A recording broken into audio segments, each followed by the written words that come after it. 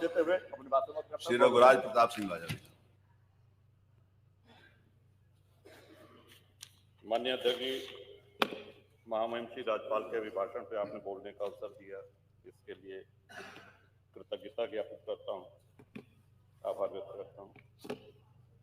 आपकी नज़र में हम सभी बराबर हैं, कोई किसी को संदेह नहीं है।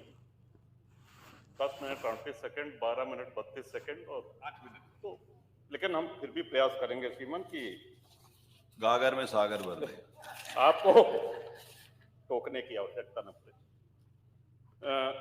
श्रीमान सीधे कुछ सुझाव देना चाहते हैं उनको। गत वर्ष महामहिम श्री राज्यपाल के अभिभाषण पे जनता की जो समस्या थी, हर उपभोक्ता की समस्या थी कि बिजली के बिल बहुत बढ़ा चढ़ा करके उनको दिए जा रहे हैं और दलालों के माध्यम से पैसा लेकर के उस बिल को कम किया जाता है। माननीय ऊर्जा मंत्री जी उस समय थे, थोड़ी बहुत आपने सख्ती करी, लेकिन स्थितियां आज जस की तस हो रही हैं और हमको लगता है कि चाहे सत्ता पक्ष हो प्रतिपक्ष हो, सबके सामने ये समस्या आती है। तो इस पे श्रीमान कड़ाई से कोई निजी किसी एजेंसी को दिया गया है जो भी बिलिंग करते हैं, इस समस्या का स्थायी रूप से निदान हम सभी लोग चाहते हैं कि हो। दूसरा श्रीमान सुझाव है कि आयुष्मान कार्ड, इसमें प्रति परिवार 6 यूनिट होना आवश्यक है। बहुत से ऐसे परिवार हैं जो गरीब हैं, पात्रता है उनकी है, लेकिन घर में उनके 6 यूनिट सदस्य नहीं है, 6 सदस्य नहीं है। तो छोटे परिवारों को भी इसमें सम्मिलित किया जाए। तीसरा श्रीमान निवेदन है कि विधायक निधि से हम लोग जो असाध्य रोगों के उपचार के लिए उसमें धनराशि देते हैं, उसमें विलंब बहुत होता है। पहले तो जिले में जब वो जाता है तो सारे अधिकारी के साध्य है कि असाध्य है, श्रीमान रोग होता है, बीमारी होती है और 1.5 से 2 महीने से अधिक लग जाता है पैसा पहुंचने में। तब तक प्रायः ये होता है कि मरीज तब तक उपचार की स्थिति में नहीं रहता, वो जा चुका होता है। तो इसकी निवेदन है माननीय मुख्यमंत्री जी से भी कि समय सीमा निर्धारित की जाए। विधायक निधि से हम लोग जो उपचार के लिए करें उसमें 10 दिन, अधिकतम 10 दिन उसकी समय सीमा निर्धारित हो और उसमें साध्य और असाध्य का ये क्राइटेरिया हटा दिया जाए। पैसा सीधे अस्पताल जाता है, सरकारी अस्पताल जो जिसको आपने स्वीकृत कर रखा है वही जाता है। तो ये साध्य और असाध्य का श्रीमान ये हट जाए तो इससे बहुत ही सरलता होगी। कई माननीय सदस्यों ने छूटा पशुओं, आवारा पशुओं की चर्चा करी। एक ही सुझाव उसमें हम देना चाहते हैं, ये समस्या कोई नई नहीं, हम सभी लोग गांव के रहने वाले हैं और बचपन से देखते आ रहे हैं कि खेतों में मचान पे किसान रात भर जानवरों को हकाया करते थे, रात भर आवाज होती थी। झाड़ियों से पेड़ लगा करके इसी तरह अपने खेतों की रक्षा होती थी। उससे भी और पहले चले जाएं तो मुंशी प्रेमचंद की एक कहानी है पूस की रात, हम सभी लोगों ने पढ़ी होगी। तो उस समय भी ब्रिटिश काल में भी यह समस्या थी खेतों में आवारा पशुओं के चरने की। श्रीमान गौवंश को काटा तो नहीं जा सकता, मारा नहीं जा सकता है। हम ही लोग हैं जो अपनी गायों को छोड़ते हैं, जब वो दूध देने लायक नहीं रह जाती हैं, हमारी ही छोड़ी हुई गायें हैं और उसके लिए हमको स्वयं उनको घर पे रखना पड़ेगा। हाँ, एक सुझाव ये अवश्य है कि अगर हम ब्याज मुक्त ऋण अपने खेतों को बाड़ेबंदी करने के लिए किसानों को दें तो इससे बहुत हद तक समस्या का समाधान हो सकता है। बगैर ब्याज के किसानों को तार बांधने के लिए, बाड़ेबंदी करने के लिए ऋण दिया जाए। अब मैं आना चाहता हूं कि इस सदन में इस महामहिम श्री राज्यपाल के अभिभाषण में प्रभु राम की जितनी चर्चा हुई उतनी हमको नहीं लगता है कि इसके पहले कभी भी सदन में हुई हो। और सत्ता पक्ष और प्रतिपक्ष भी ये जाहिर करने में लगा रहा कि हम भी भगवान राम के भक्त हैं। भगवान राम सबके हैं, सर्वव्यापी हैं, सर्वव्यापक हैं। बड़ा सौभाग्य था हमारा श्रीमान 22 तारीख को बहुत कम लोगों को आमंत्रण मिला था, वहां जाने का अवसर मिला। इतना सुव्यवस्थित कार्यक्रम। माननीय मुख्यमंत्री जी, जब माननीय प्रधानमंत्री जी जा चुके थे और सब अतिथि जा चुके थे, तब घूमते रहे, एक एक व्यक्ति से मिलते रहे, और वो बड़ा भावनाओं का अतिरेक था।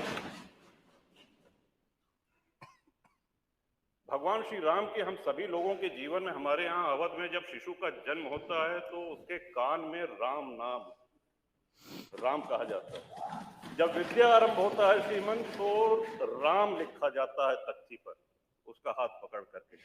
और अंतिम यात्रा के विषय में तो हम सभी को पता है, राम नाम सत्य है कहा जाता है। वो भगवान राम किन परिस्थितियों में तंबू में रहे, निर्वासित रहे, इस बात की प्रसन्नता इतनी गांव-गांव है। कोई ऐसा गांव नहीं होगा जहां भंडारा ना हुआ हो, कोई ऐसा गांव का पुराना मंदिर नहीं होगा जहां रंगाई पुताई न हुई हो, कोई ऐसा गांव, कोई कस्बा नहीं होगा जहां भंडारा न हुआ हो, जहां दिवाली न मनाई गई, और सभी प्रसन्न थे। और आपको भी श्रीमान, इस बात का हम सभी लोगों की ओर से आभार है। आपने तय किया है कि हम सभी लोगों को दर्शन कराने ले चलेंगे।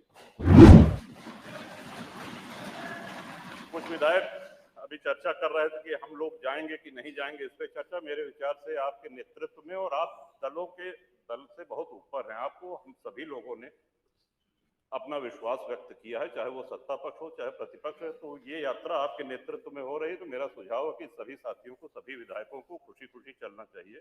ये कोई राजनीतिक यात्रा नहीं है, और उसका अहोभाग्य है जो जाए। आपके माध्यम से श्रीमान एक और निवेदन करना चाहते हैं। श्री राम मंदिर निर्माण में कितनी भावनाएं जुड़ी हुई हैं, इसका अंदाजा इस बात से भी लगाया जा सकता है कि अयोध्या और उसके आसपास के सूर्यवंशी क्षत्रियों ने पिछले 500 वर्ष से साफा नहीं बांधा, पगड़ी नहीं बांधी, छाता नहीं लगाया। विवाह में दूल्हे को साफा बांधा जाता है, पगड़ी बांधी जाती। उनका वो प्रण प्रतिज्ञा आज पूरी हुई। कितने लोगों की इच्छा,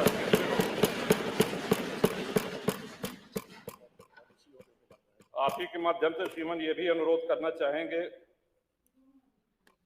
माननीय मुख्यमंत्री जी का भाषण, माननीय प्रधानमंत्री जी का भाषण सुनने का अवसर मिला। वहां पे भगवान राम की इस जय यात्रा में जितने सहयोगी थे, जितने उनके भक्त थे, सभी को स्थान दिया गया है। जटायु जी की प्रतिमा है, निषाद राज जी की प्रतिमा है, वहां बनेगी निर्माणा की माता शबरी की प्रतिमा है। लेकिन हमारे जैसे अज्ञानी लोग जो संस्कृत नहीं जानते हैं, अगर प्रभु राम की महिमा से परिचित हुए हैं, तो पूरा श्रेय गोस्वामी तुलसीदास जी को जाता है। मैं आपके माध्यम से श्रीमान अनुरोध करूंगा कि गोस्वामी तुलसीदास जी की एक प्रतिमा, और उन्हीं कलाकार के द्वारा, श्री अरुण योगीराज जिन्होंने रामलला सरकार का विग्रह बनाया है, उन्हीं के द्वारा निर्माण करके माननीय मुख्यमंत्री जी अगर वो करें तो हम सब लोगों के लिए ये बहुत ही प्रसन्नता की बात होगी। तुलसी बाबा की वहां पे उनकी लगे। कवि बेनी श्रीमन हुए, उन्होंने तुलसी बाबा के लिए कहा था कि वेद मत शोध शोध शोध के पुराण सब संत और अवधूतन को भेद को बताओ, तो कपटी कुराही क्रूर कली के कुचाली जीव कौन राम नाम हो की चर्चा चलाओ। कहे कवि बेनी मानो मानो हो प्रकृति यह पाहन हिये में कौन प्रेम उपजाओ, तो और भारी भव सागर उतार तो कौन पार, जो कहे रामायण तुलसी न गाओ।